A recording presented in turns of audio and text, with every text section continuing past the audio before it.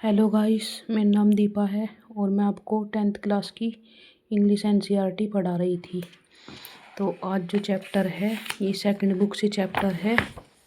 Chapter का नाम है the making of a scientist. तो इसमें देखते हैं क्या स्टोरी है। इन शॉर्ट में मैं आपको पढ़ाती हूँ। तो क्या है इसमें कि रिचर्ड एट एरब्राइट एक वैज्ञानिक होता है और वो जीव विज्ञान का, रसायन विज्ञान का और परमाणु रसायन शास्त्र में उसने बहुत योगदान दिया। और 22 साल की आयु में ही उसने नए नए सिद्धांत खोज निकाले थे, विशेषकर किसके, कोशिकाओं की कार्यप्रणाली से संबंधित। और इसने ज़्यादातर तितलियों पर अध्ययन किया था और इसका एक पत्रिका भी प्रकाशित हुई थी इसकी, प्रीसी प्रीसी proceedings of the national academy of science, या इसकी एक पत्रिका प्रकाशित हुई थी। इसमें क्या किस चीज़ के बारे में अध्ययन किया था इसने, विशेषकर तितलियों के बारे में इसने अध्ययन किया था। तो शुरुआती तौर में क्या था कि शुरुआत में इसे स्कूल जाना पसंद नहीं था। अपने माता पिता का इकलौता ये बेटा था।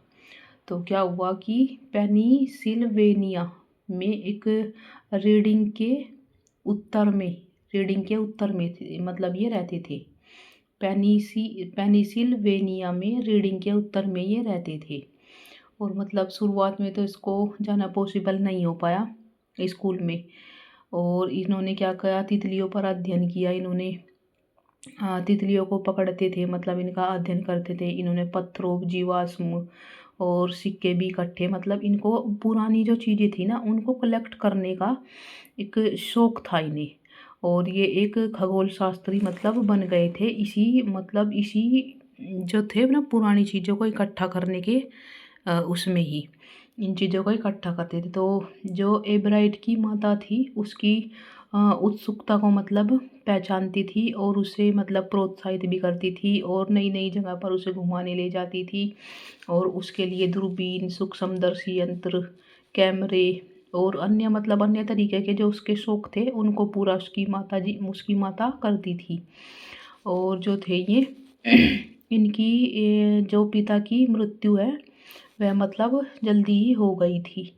तो इस वजह से ये पढ़ नहीं पाए। फिर कुछ ज़्यादा दिनों के बाद में इनका एडमिशन एक स्कूल में हुआ। तो वहाँ पर स्कूल में जब इन्होंने पढ़ना शुरू किया तो वहाँ पर सबसे अधिक ये नंबर लाए। और दूसरे दर्जे में जब ये पहुँच गए थे, दूसरी क्लास में जब ये पहुँच गए थे तो इन्होंने तितलियों की 25 प्रजातियाँ इकट्ठी कर ली थी।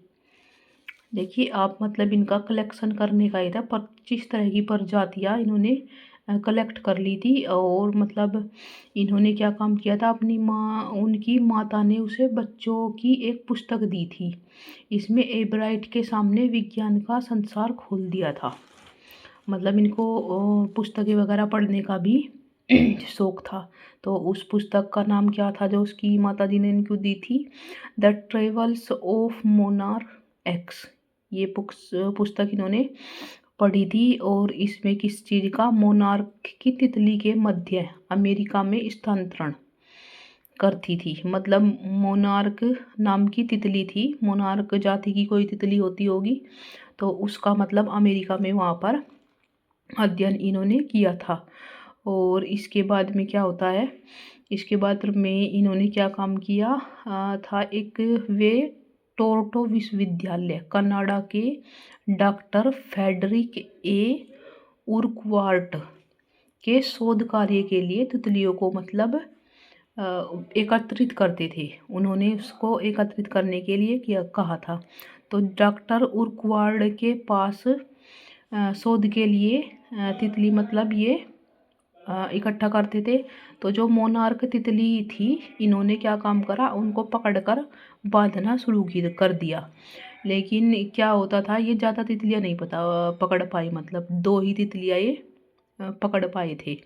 तो इन्होंने उन पर अध्ययन किया।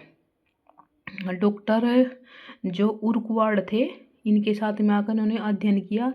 तो तितलियों के समूह के प्रजनन करने पर, मतलब तितलियाँ किस तरह से प्रजनन करती हैं उस पर भी इन्होंने अध्ययन किया। और अंडे मतलब वे अंडे वगैरह किस तरह से देती है उस पर भी अध्ययन किया। और इन्होंने मतलब इसके जो तितली के जो अंडे होते हैं उनको सुंडी कहते हैं। और सुंडी से प्यूपा और फिर वयस्क तितली मतलब बनती है। तो इस तरह से इन्होंने इन चीज़ों पर अध्ययन किया। तो क्या हुआ कि तितलियों में भी इनकी रुचि समाप्त होने लगी। और इन्होंने क्या काम करा, घर से 75 मील से अधिक दूरी से नहीं मतलब ये पकड़ पाए थे। 75 मील की दूरी तक भी मतलब ज़्यादा तितलियाँ इकट्ठे नहीं कर पाए, इसलिए इन्होंने तितलियों में भी इनकी रुचि समाप्त हो गई थी।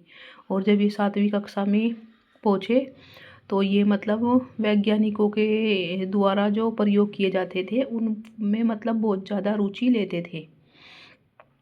और ये मतलब एक काउंटी विज्ञान के मेले में भी इन्होंने भाग लिया। और उसकी परवृष्टि मेंढक के उत्तकों की स्लाइड थी।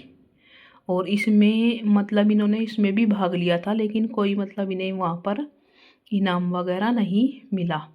और कीड़ों के क्षेत्र में भी वह पहले से काम कर चुके थे। तो इन्होंने तितलियों का अध्ययन छोड़ के तो इन्होंने कीड़ों के क्षेत्र में अध्ययन करना शुरू कर दिया।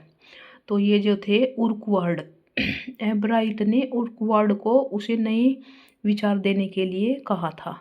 और उसने काउंट्री और अंतर्राष्ट्रीय विज्ञान के जो मेले थे ना उनमें भी इनाम जीता था। तो अपने 8वीं क्लास में जब ये आए तो एब्राइट ने क्या काम करा, जैसे बीमारी वगैरह फैलती हैं तो ये बीमारी वगैरह किस तरह से फैलती है, क्या कारण इनका होता है, इस पर भी मतलब इन्होंने अध्ययन किया था। तो इसमें जो मोनार्क तितलियाँ थी ना, कैटरपिलर, ये इनके मर जाते थे। और ये किसी गुबरेल द्वारा फैलती है, मतलब जो बीमारी फैलती है इनमें मोनार्क तितलियों में तो ये किसी गुबरेल के द्वारा फैलती है। और सुंडियों का विकास का मतलब सुंडियों के जो विकास का अध्ययन था ये भी इन्होंने किया। और जो वाइसराय तितलियाँ मोनार्क की तरह लगती थी, जो वाइसराय तितलियाँ थी उनका भी इन्होंने अध्ययन किया।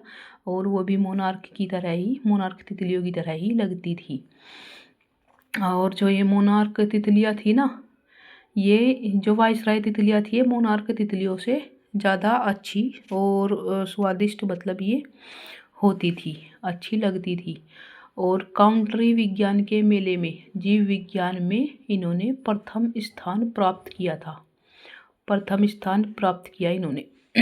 और क्या क्या किया इन्होंने, स्कूल के दूसरे साल में एबर्ट ने शोध के कारण एक अनजान कीट हार्मोन्स की भी इन्होंने मतलब खोज की थी। और कोशिकाओं के जीवन के बारे में नए सिद्धांत की तरफ भी इन्होंने मतलब खोज की थी।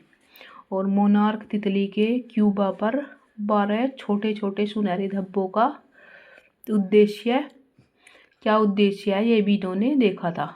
बहुत सारे मतलब इन्होंने अध्ययन किए थे। और इन्होंने क्या किया था, एक एब्राइट की काउंट्री विज्ञान मेले में प्रथम स्थान मिला था। अंतर्राष्ट्रीय विज्ञान और इंजीनियर मेले में भी इन्होंने प्रवेश लिया था। और उसे Walter read army institute of research के यहाँ भी मतलब काम करने का उसको मौका मिला था। तितलियों के जो एब्राइट की रुचि इनमें मतलब कम इनकी हो गई थी। तो इन्होंने एक कल्चर में मोनार्क के पंखों से कोशिकाओं को विकसित भी इन्होंने किया। और इन्होंने क्या किया, इन्होंने आर्मी प्रयोगशाला और अमेरिकी कृषि विभाग की प्रयोगशाला में भी इन्होंने काम किया, मतलब बहुत सारे इन्होंने काम किए। और 1 साल 6 महीने बाद एक दिन एब्राइट कोशिकाओं की रासायनिक संरचना के एक्सरे चित्र इन्होंने देख रखे थे, मतलब एक्सरे पर भी इन्होंने अध्ययन किया। और इन्होंने डीएनए, जो इनकी तितलियों के जो डीएनए थी इनकी कोशिकाओं के केंद्र का भी इन्होंने मतलब अध्ययन किया इन्होंने। और क्या क्या अध्ययन किया इन्होंने, जेम्स आर बोग ने तस्वीर बनाई और सूक्ष्म कणों के प्लास्टिक मॉडल बताए ताकि वे दर्शा सके। और भी मतलब इन्होंने कहने की बात ये क्या है कि इन्होंने सूक्ष्म जीवों का अध्ययन किया और इन्होंने बहुत से प्राइज भी प्राप्त किए। और रिचर्ड वेरर उसकी बहुत मतलब तारीफ करते थे। और रिचर्ड ए वेरर ने ए ब्राइट की रुचियों के बारे में उनकी मतलब बहुत ज़्यादा प्रशंसा भी की और सहयोग भी किया। ये मतलब कुल मिला के क्या कहने की बात है कि इनका बहुत ज़्यादा दिमाग बहुत ज़्यादा इनका तेज था। और ये तितलियों के अध्ययन भी किया इन्होंने, कोशिकाओं का अध्ययन किया इन्होंने, बीमारियां वगैरह कहाँ से आती हैं, किस तरह से फैलती हैं, और जो इनके तितलियों के ऊपर जो धब्बे होते हैं ना, उनको किस तरह से मतलब ये डीएनए इनका बनता है इस तरह से।